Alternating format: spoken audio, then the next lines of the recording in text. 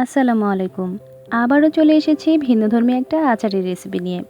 আজ বানিয়ে দেখাচ্ছি টকঝাল মিষ্টি পেঁপের আচার। অনেকেই অনেক ধরনের আচার খেয়ে থাকেন, কিন্তু পেঁপে দিয়ে যে এত মজাদার একটা আচার তৈরি করে নেওয়া যায় সেটা কিন্তু অনেকেরই অজানা।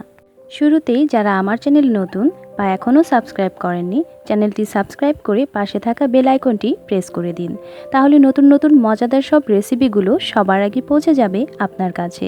চাইলে ফলো করতে পারেন আমার ফেসবুক পেজটিও। আমি আমার অন্যান্য আচারের রেসিপিগুলোর লিংক ডেসক্রিপশন বক্সে দিয়ে দিচ্ছি, চাইলে সেখান থেকেও দেখে নিতে পারেন আপনার পছন্দের রেসিপিটি। তাহলে চলুন দেরি না করে ঝটপট দেখে নেওয়া যাক আজকের খুবই মজাদার টকঝাল মিষ্টি পেঁপের আচারের রেসিপিটি।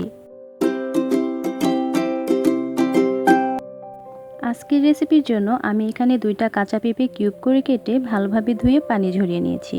পেঁপেটাকে সাইডে সরিয়ে রাখছি, চলে যাচ্ছি মূল রান্নায়।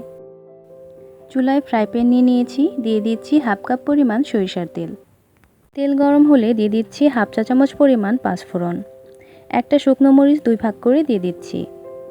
দিয়ে দিচ্ছি 15টার মতো রসুনের কোয়া। এখন সবগুলো উপকরণ সামান্য ভেজে নিচ্ছি।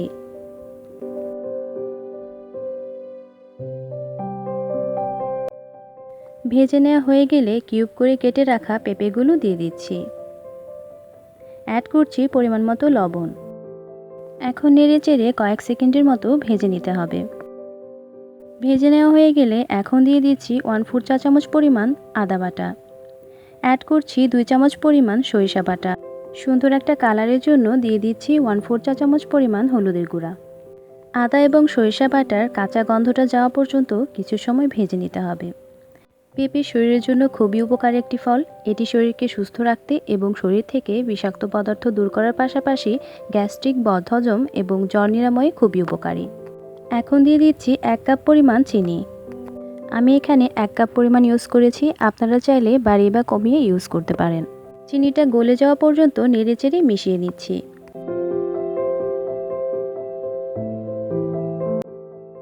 চিনিটা পুরোপুরি গলে গেছে। এ পর্যায়ে দিয়ে দিচ্ছি 2 টেবিল চামচ পরিমাণ তেঁতুলের পেস্ট। অ্যাড করছি 1 টেবিল চামচ পরিমাণ আচারের মশলা। আচারের মশলাটা আমি ঘরেই বানিয়ে নিয়েছি, আপনারা চাইলে প্যাকেটের পাঁচফোড়ন গুঁড়ো করে এখানে ইউজ করতে পারেন। এখন দিয়ে দিচ্ছি 2 টেবিল চামচ পরিমাণ সিরকা। আচারটা রেডি হওয়া পর্যন্ত এভাবেই নেড়েচেড়ে যেতে হবে, যেন মশলাটা নিচে লেগে না যায়।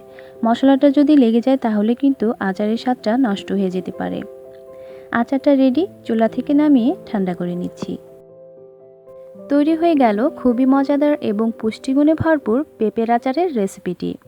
যারা পেঁপে খেতে পছন্দ করেন না, চাইলে এই আচারটি তৈরি করে খেতে পারেন। আশা করছি তাদের কাছেও ভালো লাগবে। রেসিপিটি ভালো লাগলে লাইক, কমেন্ট এবং শেয়ার করতে একদমই ভুলবেন না।